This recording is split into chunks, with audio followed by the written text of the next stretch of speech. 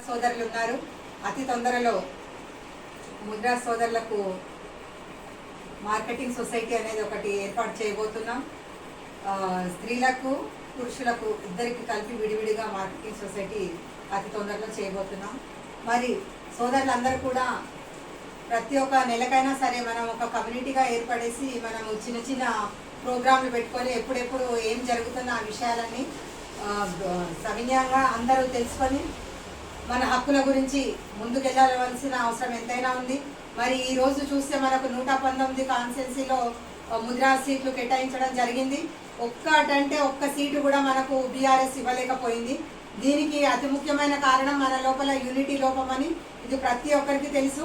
మరి దీన్ని మనం ఒక సవాలుగా తీసుకొని తగిన విధంగా బుద్ధి చెప్పవలసిన అవసరం ఉంది ఎంతైనా.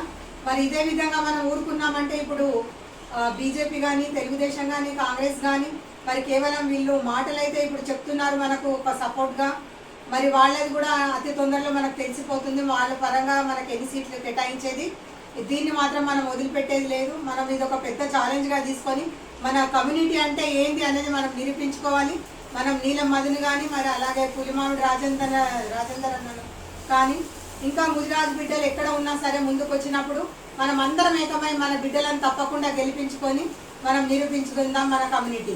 జై ముదిరాజ్.